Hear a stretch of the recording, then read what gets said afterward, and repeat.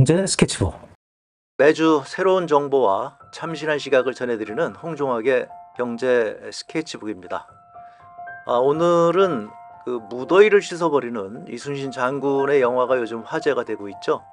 저는 혁신 이론가로서 대한민국 최고의 혁신가로 이순신 장군을 꼽습니다. 그래서 저 나름대로 이순신 장군에 대해서 조사를 한 게 있는데요. 오늘 그 얘기부터 하면 재밌을 것 같아서 시작하도록 하겠습니다. 저는 이런 얘기가 좀 궁금했어요. 혁신 이론가로서. 이순신 장군이 전투할 때마다 이긴 승전 비결은 무엇일까? 그리고 이순신 장군이 당시에 굉장히 많은 고초를 겪으시면서 또 전투를 하셨는데, 그렇게 애국심이 뛰어나면서 능력이 있는 사람이 지금 현대에도 있을 것 같다. 그럼 그런 사람을 우리가 찾아내려면 또 어떻게 해야 될까?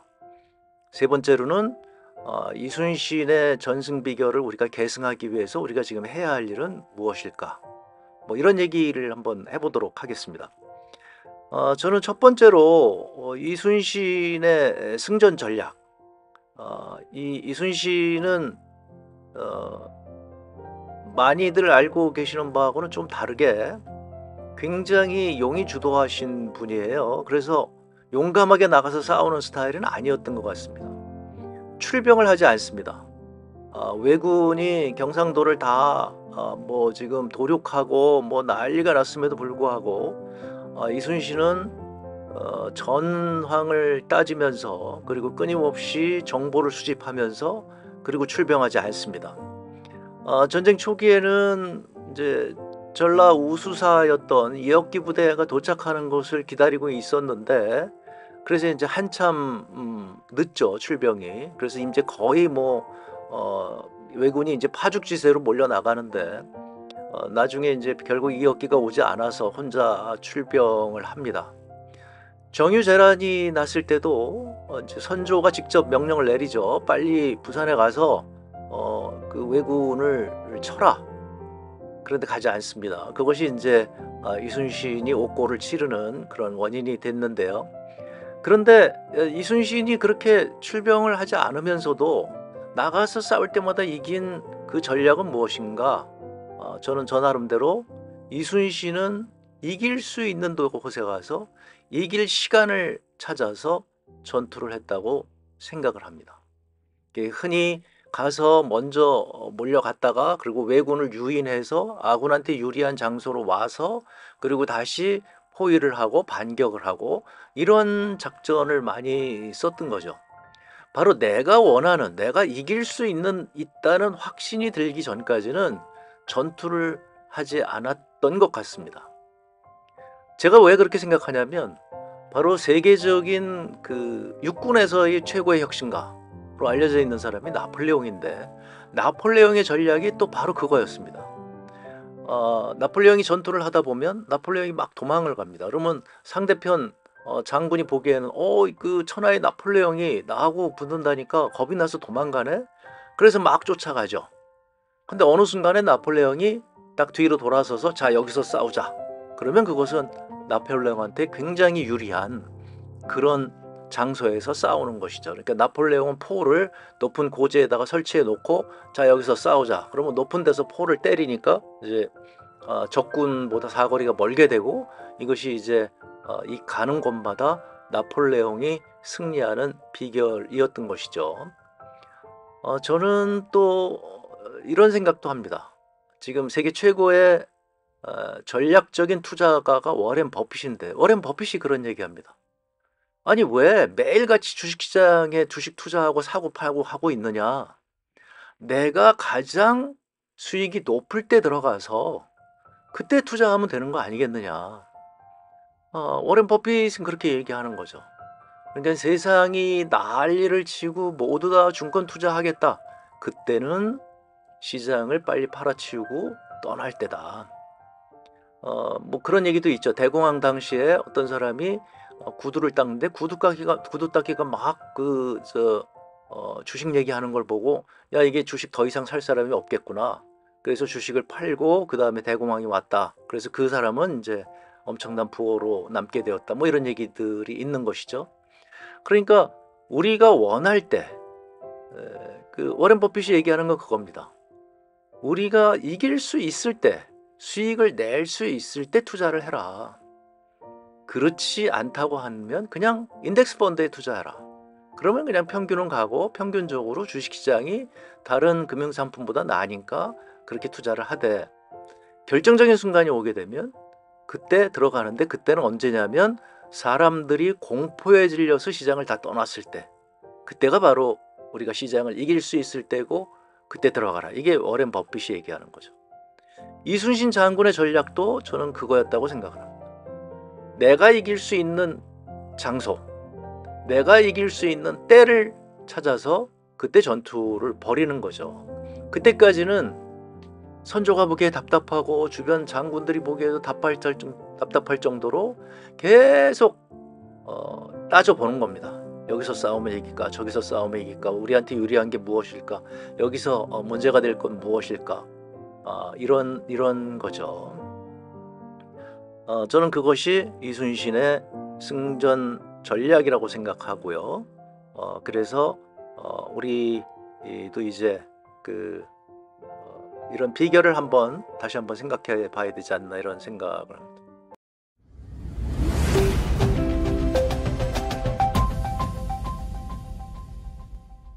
두 번째로는 많은 분들이 이제 잘 알려지지 않은 사실이 하나 있는데요. 그건 뭐냐면, 이순신 장군을 전라좌수 수군절도사로, 전라좌도의 수군절도사로 임명을 한 것이 임진왜란이 일어나기 1년 전입니다. 1591년 2월인데요. 근데 이제 1590년대에 우리가 잘 알려진 대로 황영길하고 김성일이 일본의 통신사로 가서 일본이 침략 의도가 있느냐 없느냐, 이걸 이제 따져보는 거죠. 이들이 돌아온 것이 1591년 3월입니다. 그러니까 1년여 일본에 가 있다가 이제 돌아와서, 그리고서 이제 잘 알려진 바대로 이제 상반된 의견을 제시해서 이제 조정을 혼란에 빠뜨리는 거죠. 그런데 바로 그 한 달 전에 이순신 장군을 이 전라 좌수영의 수군 절도사로 이제 임명을 하게 되는데, 바로 그때 군부의 대대적인 인사를 하게 됩니다. 그 얘기는 뭐냐면, 1년 전쯤에 그래도 일본이 침략해 올 것에 대해서 대비하자는 움직임이 조선에 있었고요. 그리고 또 특별한 것은 뭐냐면, 유성령이 추천을 했다는 얘기들을 많이 하는데, 저는 역사가가 아니니까 정확한 건 모르겠고요. 아무튼 이순신을 이제 절도사로 임명을 하려고 그러는데, 이게 임명할 때 이순신의 직급이 이게 안 맞는 거예요. 그래가지고 불과 몇 달 사이에 특별 승진을 몇 번을 시킵니다.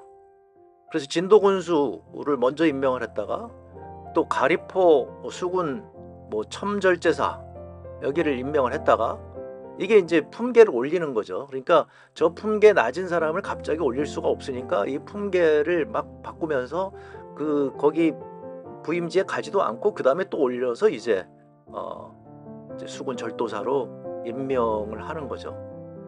물론 이렇게 고위급이기 때문에 선조가 직접 이게 다 결재를 한 것이고요.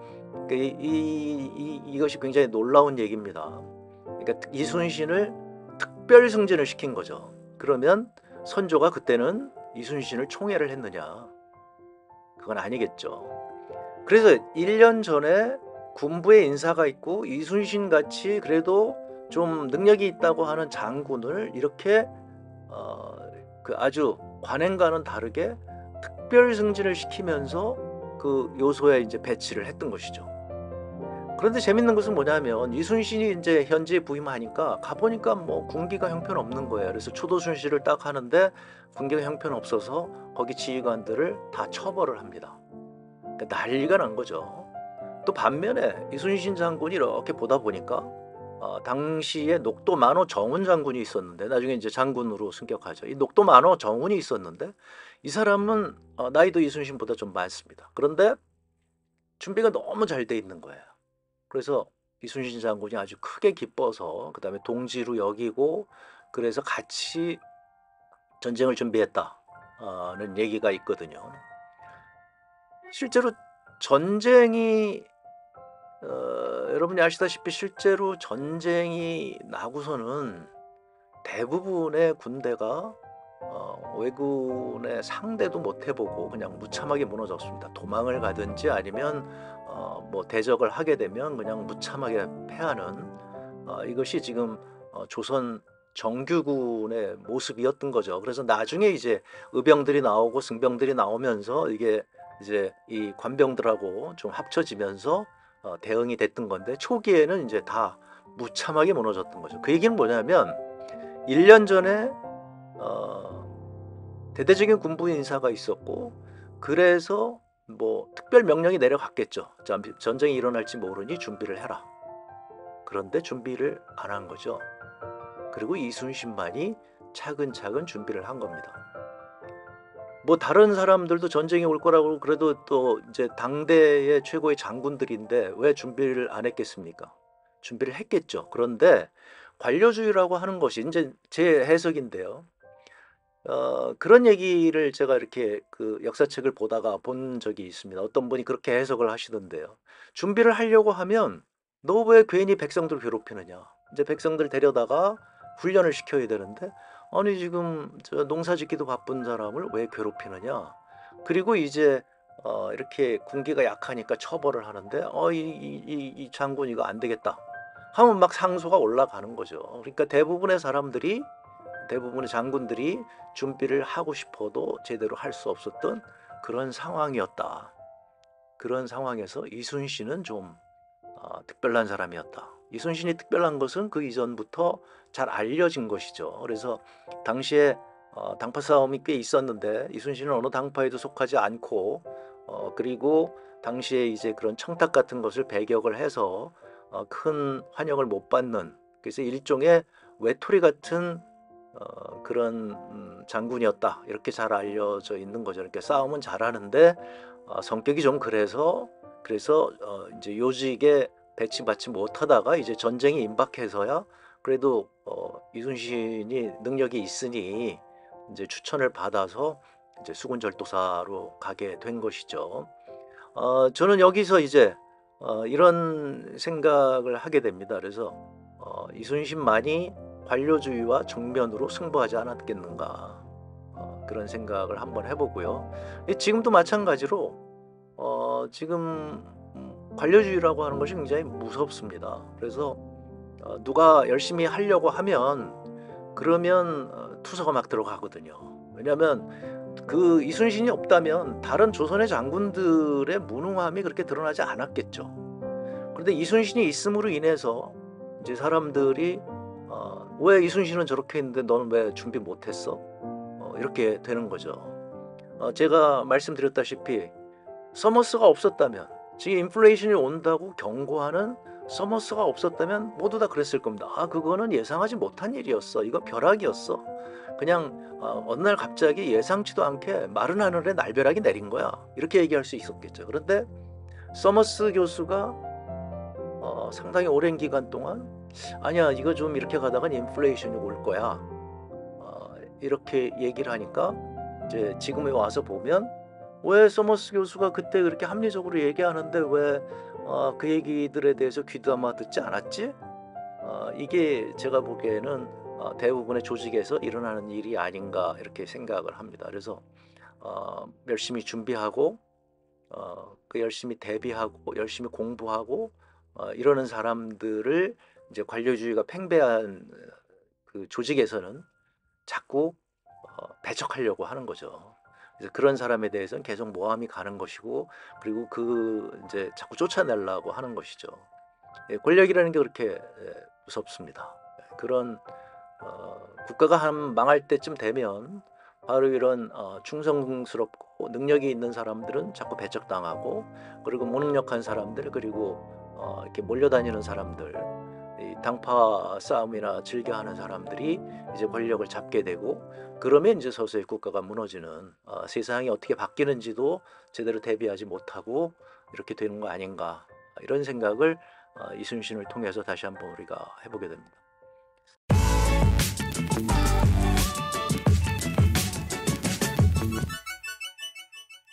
제가 굉장히 궁금한 거는 세 번째입니다. 이순신 장군이 수군의 경험이 없어요.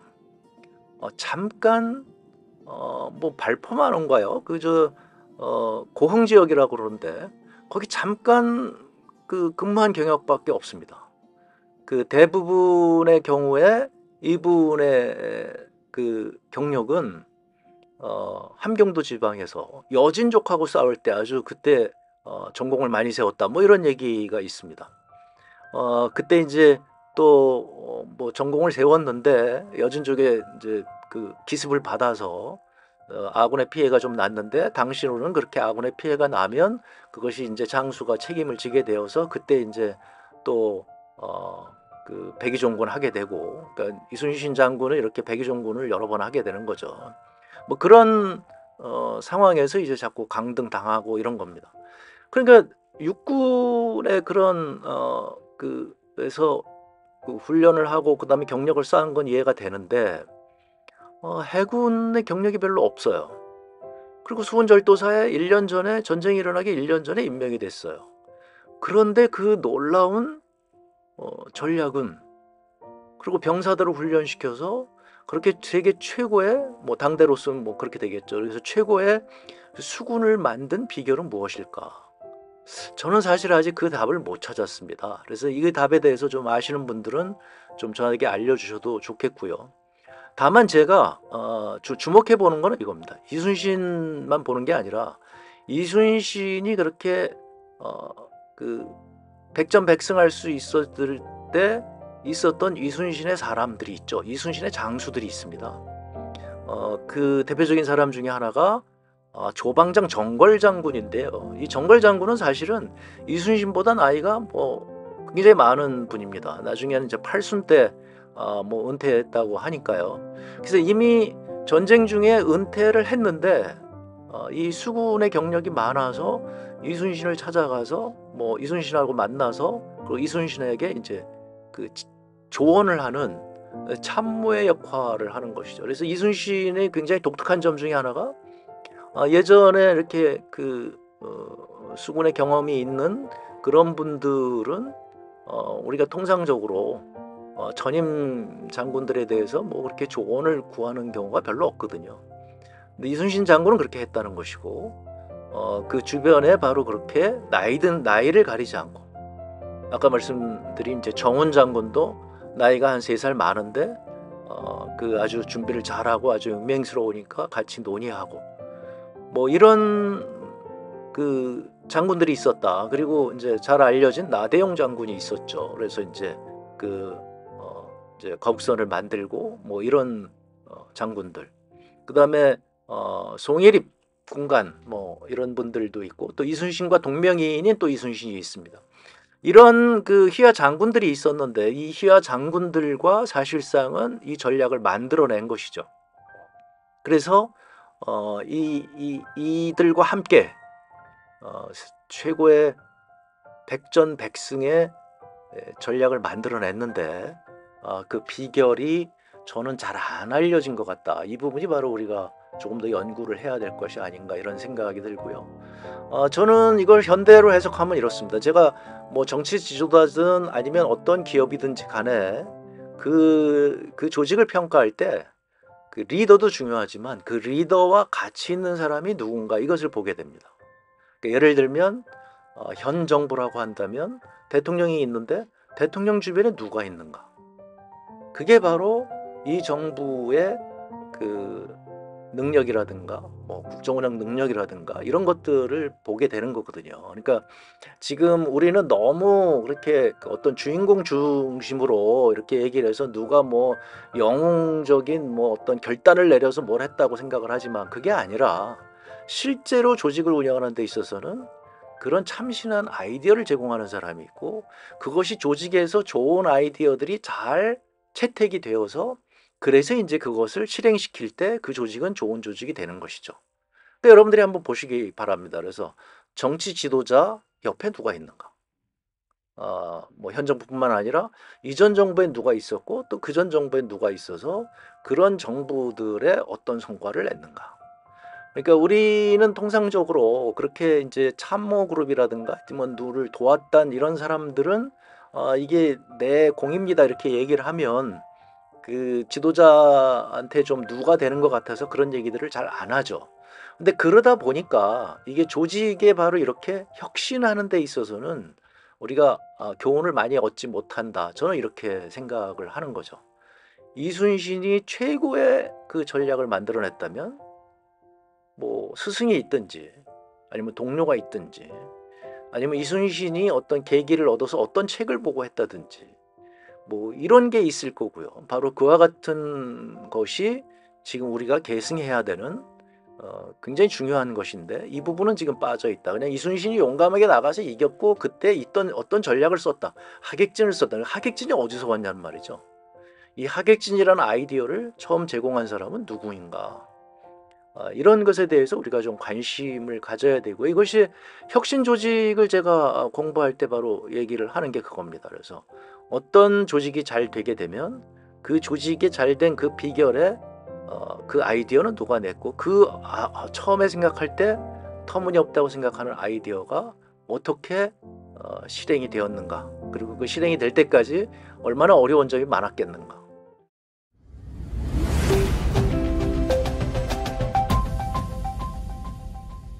네. 이순신 장군 얘기 잠깐 해 봤습니다. 이순신 장군으로부터 우리가 얻을 교훈이 있다면 그건 바로 유비무환이죠. 제가 계속 말씀드립니다마는 지금 퍼펙트 스톰이 오고 있습니다. 우리 준비를 해야 되는 거죠. 근데 관료주의에 빠지게 되면 아무도 준비를 안 한다는 거죠. 이 사람들이 그게 무슨 말이야? 그러면 뭐 준비하고 있겠지." 그렇지 않습니다 조직이. 조직이라는 것이 누군가가 지금 퍼펙트 스톰이 오니까 비상을 걸고 비상벨을 울려야 되는데 지금 비상벨 울리는 사람이 아무도 없잖아요. 그러니까 뭐 다들 자기 하고 싶은 얘기하고 그냥 그전에 하던 대로 지금들 하고 있는 거죠. 그러니까 임진왜란 1년 전에 아마 이런 상황이 벌어졌을 거라고 생각이 되고요. 그래서 우리가 지금 '우리라도 준비하자.' 그럼 어떤 거 준비를 해야 될까요? 며칠 전에 제가 이게 재미난 얘기가 슬픈 얘기를 들었어요. 어떤 분이 인제 오랫동안 직장에 다니시고 그리고 퇴직금을 받아서 그걸 사모님한테 돈을 드렸다고 합니다. 그랬더니 사모님이 좀 지나서 그런 얘기를 하시더래요. 뭐 "차가 필요하지 않아? 뭐 차 바꿔 줄까?" 그래서 이 사모님이 '왜 이러시나.' 이렇게 생각을 했는데 나중에 이제 좀 있다가 보니까 어느 날 갑자기 큰일 났다고 해서 와 보니까 다단계 사기를 당하신 거예요. 그래서 다단계에서 처음에 이자를 많이 주니까 그래서 인제 사모님이 너무 기분이 좋으셨던 거죠. 그래서 처음에는 쪼끔 붓다가 이자 많이 주니까 이제 퇴직금 전액을 갖다 넣었고 그때 인제 초기에는 이자를 주니까 인제 굉장히 많이 돈이 금방 불릴 것 같으니까 인제 "차도 하나 사 드리겠다." 뭐 이런 얘기하다가 인제 나중에 보니까 다단계 사기였던 것이죠. 우리 주변에 이런 일들이 너무 많으세요. 첫 번째로 고금리는 일단 주의를 하셔야 돼요. 세상에 공짜는 없습니다. 그 고금리가 어디서 나오겠어요. 그 고금리는 반드시 위험이 있다는 것이죠. 그 위험이 없이 고금리를 준다고 하는 것은 그러면 우리가 상식적으로 그게 왜 나한테 기회가 돌아오겠어요. 어떤 사람이 내 말만 들으면 당신 부자가 된다고 그러는데 아니 그렇게 그분은 그럼 벌써 부자가 됐겠지 왜 그걸 나한테 주시겠어요. 그렇게 좋은 하나의 위험도 없는 그런 고금리 상품이 있다고 한다면 왜 주변에 아무도 안 들고 그게 나한테만 기회가 오겠어요. 그거는 대개의 경우에 우리가 폰지 게임일 가능성이 굉장히 높습니다. 폰지 게임은 투자자의 돈을 받아서 다른 투자자의 이자를 지급하는 거죠. 그래서 이쪽에서 투자받아서 고금리로 이자를 지급할 때까지는 잘 돌아가죠. 그러다가 인제 어느 순간에 더 이상 들어오는 사람이 없을 때 인제 문제가 생기는 거고요. 다단계는 바로 악성 폰지 게임입니다. 왜냐하면 다단계라 그러는 건 그 밑에 있는 다음 단계의 사람들을 끌고 와야 되기 때문에 아주 선량한 사람들이 자꾸 설득을 해요. 그러니까 주변에 그 오랫동안 사귀었던 친구들 뭐 동창생들 뭐 그 고등학교 동창생이 몇십 년 만에 나타나서 내가 요즘 이렇게 잘 나가는데 너도 좀 돈 좀 벌어야 되지 않겠니? 이러는 거죠.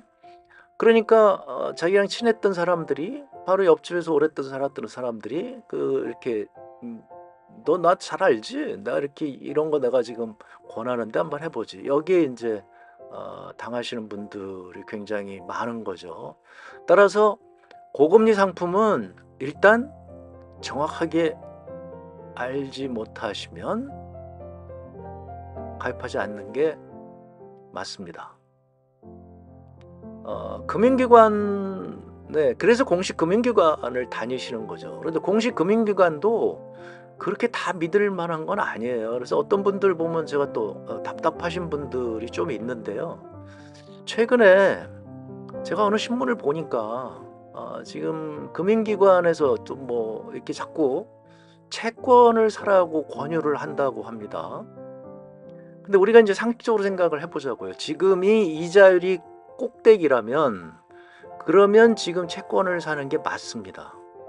그런데 현재보다 이자율이 더 오를 거라고 생각을 하면 그러면 채권 가격은 떨어지겠죠. 그런데 왜 지금 금융기관이 채권을 사라 그럴까요?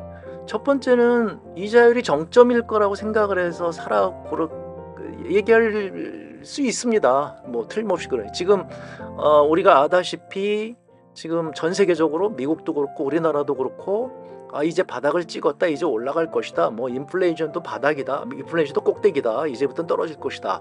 아니다. 인플레이션이 뭐 떨어지긴 하겠지만 장기간 갈 것이고 이자율은 따라서 더 올라야 된다. 이자율이 여기서 더 올라야 된다는 사람도 상당 부분 있고 이자율이 이제는 더 이상 오르지 않을 것이라고 하는 사람이 상당수 있는 건 사실입니다. 그런데 이자율이 만약에 오른다면 지금 채권을 사는 건 굉장히 위험한 투자거든요. 이렇게 생각해 볼 수 있습니다. 지금 채권을 갖고 있는 사람들은 이미 엄청난 손해를 봤습니다. 그 채권을 갖고 있는 사람이 누굴까요? 금융기관입니다. 제가 예전에 그 금융기관에 잠깐 근무를 했었는데요. 그래서 이제 공사채용 펀드라는 게 있죠. 근데 이자율이 내려갈 때는 아무 문제가 없습니다. 이자율이 내려가면 이 공사채용 펀드의 가격이 올라가기 때문에 수익률이 높아요. 그래서 시중이자율은 낮지만 옛날에 사놨던 그런 고수익 그 채권들이 있어서 상당히 오랜 기간 동안 높은 이자율을 제공할 수 있습니다. 은행보다. 그런데 이자율이 오를 때는 이 공사채용 펀드는 어마어마한 짐입니다. 그래서 그 공사채용 펀드를 만약에 지금 현재 이자율로 재평가를 하게 되면 대개의 펀드가 엄청난 손실이 납니다. 그리고 금융기관들도 지금 가지고 있는 채권을 당장 현재 시가로 평가를 해버리면 그러면 엄청난 손실이 납니다. 바로 이런 이유 때문에 지금 중앙은행이 이자율을 급하게 올리지 않는 것도 하나 그 이유가 될 수가 있는 거죠. 따라서 지금 어떻게 될지 모르는데 채권을 사라 그런다. 좋게 생각해보면 그 금융기관에서는 지금 이자율이 정점을 찍었다고 생각을 해서 그렇게 권유할 수도 있지만 또 다른 하나는 우리가 갖고 있는 채권이 앞으로 이자율이 오면 엄청나게 부담이 되니 사갖고 가세요. 자기가 손해볼 거를 지금 고객한테 넘기는 거죠. 많은 분들이 그게 가능해? 바로 이렇게 키코 사태가 생긴 겁니다. 저는 키코 사태 났을 때 너무 안타까웠어요. 중소기업에 계시는 분들이 금융기관에 가서 금융기관에서 그걸 권유한 거거든요. 만약에 그때 저 같은 사람한테 와서 한 번이라도 이런 거 괜찮아? 하면 저희가 그거 절대 안 됩니다고 얘기했겠죠. 그런데 상당히 많은 중소기업 사장님들이 금융기관에서 그것을 권유하니까 이게 금융을 잘 모르시는 분들은 금융기관에 대한 그 신뢰가 있습니다. 아까 말씀드린 것처럼 이제 그런 고금리 뭐 다단계 이런 게 있으니까 금융기관에서 얘기하시는 분들은 상당한 믿음을 가지고 우리가 듣거든요. 그런데 이렇게 금융기관의 이해관계가 상충이 될 때 불행하게도 한국의 금융기관들은 소비자를 배신한 적이 상당히 많습니다. 그래서 주의를 하셔야 될 때고요. 지금 이렇게 극변기군요. 그럼 어떻게 주의를 해야 되느냐? 예금자 보호제도에 해당이 되는 그런 예금인지를 지금 반드시 확인을 하셔야 됩니다. 금융기관도 여러분들이 주변에서 금융기관이 있는데 고금리 상품을 주는 데가 있습니다.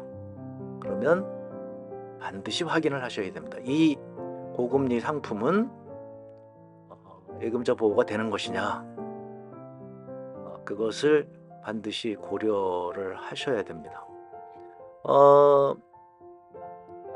예금자 보호제도는 좀 관심을 이제 가지실 때죠. 그러니까 그동안 문제가 없고 이럴 때는 뭐 큰 문제가 없습니다. 뭐 금융기관이 도산한 적도 없고요. 그래서 지금 뭐 괜찮은데 금융기관 건전성 지금 굉장히 좋습니다.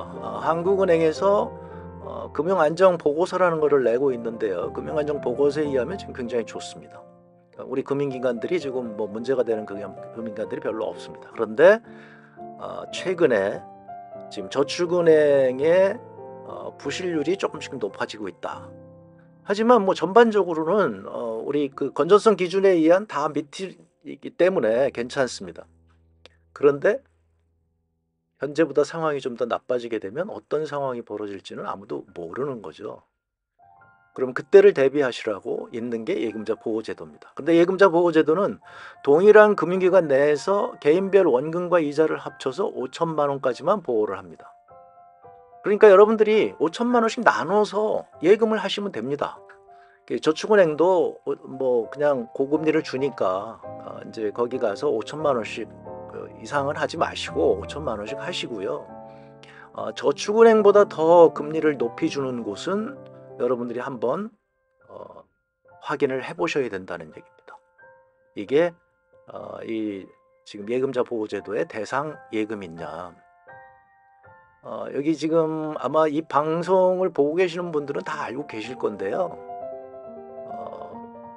주변에 그 어르신들, 주변의 친척들 한번 확인을 해보시는 게 좋다고 저는 생각이 됩니다.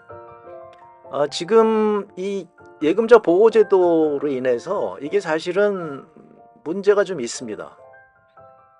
저기 그 예금 보호제도가 되다 보니까 금융기관들이 서비스가 형편없어요. 그러니까 원래는 금리를 잘 주고 그 다음에 서비스도 좋고 이런 금융기관으로 우리가 돈이 몰려야 되는데 지금은 그게 아니고 어떤 금융기관이든지 5천만 원씩은 다 보장을 해주니까 그냥 그거 보지 않고 5천만 원씩 이렇게 나눠서 예금을 하니까 가보면 서비스도 형편없고 그냥 금리만 다른 데하고 비슷하게 맞춰서 이런 데가 굉장히 많습니다. 그런데 그거보다 더 높이 준다고 하면 그거는 확인을 꼭 해보셔야 되는 거고요. 그동안은 괜찮았기 때문에 여러분들이 그냥 뭐 그 신경을 쓰지 않으셨다고 할지라도 지금은 이제 한번 신경을 쓰셔야 되고요. 그러다 보니까 이게 미국 같은 경우에도 SNL 크라이시스라고 해가지고 우리 한국의 저축은행과 비슷한 세이빙스 앤 로운 인스티튜션이 있었는데요. 여기가 바로 이런 문제 때문에, 그러니까 그게 이제 레이건 당시인데요. 1980년대 후반입니다. 그래서 레이건 당시에 이제 규제 완화한다고 이런 저축은행에 대해서 그 전까지는 규제가 많았는데 규제를 풀다 보니까, 그리고 예금자 보호 제도가 있다 보니까 사람들이 이렇게 고금리를 쫓아가는 거죠. 그럼 고금리를 주는 이런 저축은행들은 그 고금리를 주기 위해서 어떻게 하겠습니까? 굉장히 위험한 데도 투자하는 거죠. 근데 그 위험한 데가 이자율이 오르면서 이제 문제가 생기니까 이게 대거 도산이 일어나게 되고, 그게 미국에서 엄청난 손실을 끼쳤던 그런 금융위기를 초래했던 하나의 원인이죠. 따라서 이런 문제가 있었기 때문에 예금자 보호제도가 있으면 그러면 강력하게 금융감독기관이 금융감독을 해야 되는 거거든요. 근데 불행하게도 우리 금융감독기관이 그렇게 하고 있지는 않은 것 같습니다. 특히 저 프로젝트 파이낸싱이라든가 부동산과 관련된 이런 자금 운용에 대해서는 철저하게 신경을 써야 되는데 이제 뭐라 그럴까요? 하여튼 뭐 전반적으로 뭐 큰 문제 없다. 부동산 시장이 화랑이기 때문에 뭐 저게 큰 부실 이유가 되겠느냐 뭐 이런 분위기였기 때문에 지금 문제가 되는 거고요. 이제 이자율이 올라가게 되면 서서히 아마 그런 위험이 높아질 거라고 생각을 합니다. 저는 이 말씀도 드리고 싶어요. 우리 가장 안전한 것이 시중은행이죠. 시중은행은 이자율도 높지 않습니다. 그래서 이제 은행에 대해서 굉장히 신뢰를 많이 갖고 계시죠. 근데 요즘 은행들도 굉장히 그 직원들을 많이 줄이고 있거든요. 감원하고 있고 이 직원들한테 그 성과 급을 굉장히 뭐 성과를 내기를 굉장히 요구를 많이 하죠. 그러니까 성과 경쟁시켜서 이제 이제 감원하는 상황이니까 성과가 좋은 사람만 남기겠다 뭐 이러니까 은행원들 입장에서도 지금 고객들한테 자꾸 무리한 그런 예금을 강요할 수밖에 없습니다. 이것은 제가 말씀드립니다. 누가 나쁘서 그런 게 아니에요. 이게 구조적으로 지금 그렇게 돼 있는 거거든요. 그러니까 그동안 굉장히 이제 잘 대해줬던 은행원이지만 그 은행원도 지금 그렇게 이제 위에서 스트레스 받고 너 감원 대상이 될지도 몰라 뭐 이러다 보니까 은행에 도움이 되는 그런 예금을 자꾸 권유하게 됩니다. 은행에 도움이 되는 예금이라고 하는 것은 그건 결국은 소비자한테 도움이 되지 않는 예금이거든요. 그리고 그런 예금 중에는 예금자 보호제도의 대상이 아닌 예금들이 굉장히 많습니다. 예를 들면 은행에서 지금 파는 양도성 예금 증서 뭐 그다음에 수익증권 뮤추얼 펀드 이런 거 팔거든요. 그다음에 은행의 발행 채권 아까 말씀드렸듯이 이게 발행 채권 지금 이자율이 뭐 3% 넘습니다. 이렇게 이거 하면 지금 이게 3% 수익이 납니다. 이거 아니거든요. 지금 이자율이 더 오르게 되면 그거는 뭐 지금 3%로 그 채권을 사게 되면 그리고 만기까지 갖고 있으면 3% 수익을 내는 건 맞습니다. 이게 바로 이제 소비자들한테 이제 그 뭐라 그럴까요? 약간 권유하기가 좋은 거죠. 지금 뭐 저 은행에 보통 정기예금을 하게 되면 3% 잘 안 되는데 지금 은행채나 뭐 하여튼 뭐 그 기업의 채권을 사게 되면 3%가 넘습니다. 그런데 그거는 지금은 좋은 투자가 아니라는 것이죠. 그리고 그런 경우에 이제 그 문제가 될 경우에 예금자 보호 대상도 아닙니다. 은행에서 팔아서 예금자 보호 대상이 아닌 예금 종류가 굉장히 많습니다. 따라서 여러분들이 예금을 하신 거 이런 거에 대해서는 일단 예금자 보호제도의 대상인지를 확인을 하셔야 되고요. 최근에 또 방카슈랑스 이런 것 때문에 그 다음에 또 뭐 증권회사 뭐 이런 것들도 은행에서 다 지금 하실 수가 있습니다. 그건 은행 상품이 아니거든요. 말씀드렸다시피 지금 격동기입니다. 그 금융시장이 요동을 치는 시기고요. 이순신 장군의 우리 교훈을 살려서 유비무한 뭐 다 잘 될 수 있습니다. 아무 문제 없을 수 있습니다. 그래서 지금 말씀드린 그렇게 조금 고금리 주는 상품 그거 들어서 아무 문제가 없을 수 있습니다. 만약에 지금 그렇게 그 얘기 듣고 그거보다는 안전한 거 갈 거야 해갖고는 또 손해 보실 수도 있습니다. 하지만 그거는 본인의 선택이고 알고 선택하시라는 겁니다. 예금자 보호 대상인 예금은 그대로 드시고 예금자 보호 대상이 아닌 예금은 이거는 위태로 올 때는 내가 원금을 상환 못 받을 수도 있겠구나 생각하시고 드시는 게 좋다. 이런 말씀을 드리는 겁니다. 예금자 보호제도 다시 한번 통장 한번 보시고요. 예금자 보호제도 대상인지를 확인하시면 뭐 시간도 많이 안 걸리잖아요. 그리고 주변에 계신 분들 한번 얘기하시면 좋으실 거라고 생각을 합니다.